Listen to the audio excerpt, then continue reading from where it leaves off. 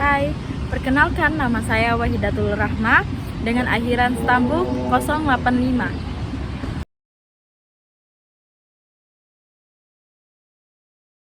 Yang pertama yaitu teori perkembangan karir menurut Donald Super, yaitu teori yang dasarnya perwujudan dari konsep diri yang hanya berfokus pada pertumbuhan dan arah dari sejumlah persoalan karir individu sepanjang rentang hidupnya. Jadi, teori ini menekankan pada konsep diri atau gambaran diri sehubungan dengan pekerjaan atau jabatan yang akan dipegang nantinya. Yang kedua yaitu teori trait and factor. Teori ini merupakan suatu pandangan yang mengatakan bahwa kepribadian seseorang dapat dilukiskan dengan mengidentifikasi sejumlah ciri. Sejauh tampak dari hasil testing psikologis yang mengukur masing-masing dimensi kepribadian tersebut. Berikutnya yaitu pendekatan teori trait and factor. Pendekatan trait and factor ini memiliki 5 asumsi. Yang pertama yaitu pilihan dilakukan untuk mencapai yang telah direncanakan. Yang kedua, pilihan okupasi adalah event yang tersendiri. Yang ketiga, di mana adanya satu tujuan untuk setiap orang dalam pemilihan. Keempat, satu orang bekerja dalam setiap pekerjaan. Ini sama halnya dengan koin bermata dua. Yang kelima yaitu adanya pemilihan kerja yang tersedia untuk setiap individu tersebut. Yang ketiga yaitu teori karir menurut Holland. Teori Holland menjelaskan bahwa interaksi individu dengan lingkungan dapat menghasilkan karakteristik pilihan pekerjaan dan penyesuaian lingkungan pekerjaan. Teori ini menganggap bahwa minat kerja merupakan aspek kepribadian, sehingga deskripsi pekerjaan pribadi juga berkaitan dengan deskripsi kepribadian pribadi.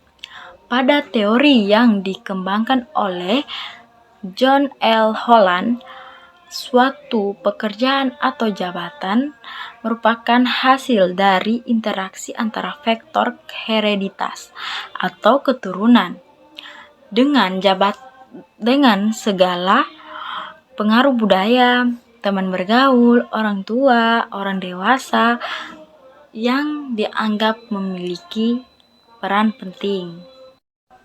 Yang keempat yaitu teori karir Anne Roe.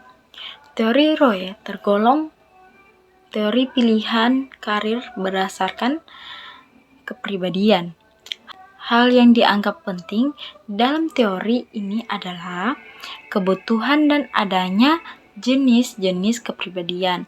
Dalam hal kebutuhan, orang akan memilih pekerjaan yang dapat memuaskan kebutuhannya sendiri. Nah, di teori Anne Roe ini memiliki 2 pilihan karir berdasarkan teorinya. Yang pertama yaitu person oriented, yang dimana pekerjaan yang berorientasi pada kontak dengan orang lain. Misalnya orang-orang yang suka bekerja bersama dengan orang lain. Dianggap cenderung demikian karena mereka menghayati kebutuhan yang kuat untuk diterima baik oleh orang lain. Yang kedua yaitu non-person oriented, yang dimana pekerjaan yang berorientasi pada benda-benda. Pekerjaan non-person oriented ini biasanya adalah orang-orang yang lebih suka bekerja dengan menangani barang atau benda tanpa mencari kontak dengan individu di sekitarnya. Yang kelima yaitu teori karir menurut Mark L. Savikas. Safikas mendefinisikan adaptasi karir sebagai bentuk kesiapan seseorang untuk mengatasi situasi, berpartisipasi, dan mengerjakan tugas pekerjaan, termasuk kemampuan menyesuaikan pada situasi yang tidak dapat diprediksi karena adanya perubahan lingkungan kerja. Adaptabilitas karir merupakan sumber daya yang membentuk seseorang untuk lebih mudah berkembang, membentuk tujuan, eksplorasi, pengaturan, dan memaksimalkan potensi yang dimiliki seseorang sehingga tujuan karir dapat tercapai. Teori karir menurut Krumbolz memiliki teori Krumbolz yang disebutkan secara umum bisa mengenali 4 kategori faktor yang mempengaruhi pengambilan keputusan karir seorang, yaitu faktor-faktor genetik, lingkungan, belajar, dan keterampilan menghadapi tugas untuk masalah. Ya, contoh dari faktor genetik yaitu faktor dibawa sejak dari lahir, berubah wujud dan keadaan fisik, kemampuan. Keadaan ini bisa membatasi preferensi dan keterampilan seseorang untuk menyusun rencana pendidikan dan akhirnya untuk bekerja.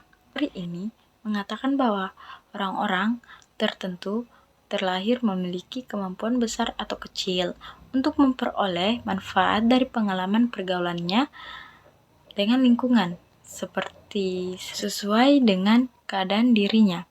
Kemampuan-kemampuan khusus seperti kecerdasan, bakat, musik, demikian pun gerak otot merupakan hasil interaksi predisposisi bawaan dengan lingkungan yang dihadapi seseorang. Kedua yaitu kondisi lingkungan.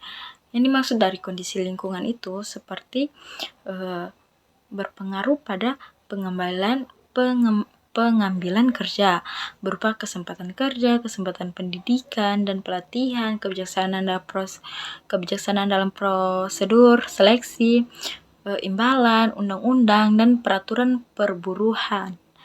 Peristiwa alam, sumber alam, kemajuan teknologi, perubahan dalam organisasi sosial, sumber keluarga, sistem pendidikan, lingkungan tetangga, dan masyarakat sekitar. Pengalaman belajar, faktor-faktor ini umumnya ada di luar kendali individu, tetapi pengaruhnya bisa merencanakan atau tidak bisa direncanakan. Yang ketujuh yaitu teori karir menurut Hopok. Hopok menekankan pilihan karir pada kebutuhan yang dimiliki seseorang, baik kebutuhan fisik dan psikis, di mana kebutuhan akan dapat mempengaruhi seseorang memiliki pekerjaan sehingga timbul kepuasan atas terpenuhinya kebutuhan tersebut. Yang ke-8 yaitu teori Ginsberg. Teori Ginsberg dikembangkan pada tahun 1951. Teori Ginsberg ini mempunyai 3 unsur yaitu proses, irreversibilitas, dan kompromi. Yang ke-8 yaitu teori karir menurut Ginsberg. Ginsberg memiliki 3 unsur yaitu proses atau bahwa pilihan pekerjaan itu adalah suatu proses. Yang kedua yaitu irreversibilitas atau bisa dibilang bahwa pilihan pekerjaan itu tidak bisa dirubah atau dibalik. Dan yang ketiga yaitu kompromi atau pilihan pekerjaan itu kompromi antara faktor-faktor yang bermain yaitu faktor minat, kemampuan, dan nilai. Teori ini kemudian direvisi pada tahun 1990. Proses semula berakhir pada awal masa dewasa atau akhir masa remaja. Kemudian dirumuskan bahwa tidak demikian halnya tetapi berlangsung terus. Mengenai irreversibilitas, adanya perbatasan pilihan tidak mesti berarti bahwa pilihan itu bersifat menentukan.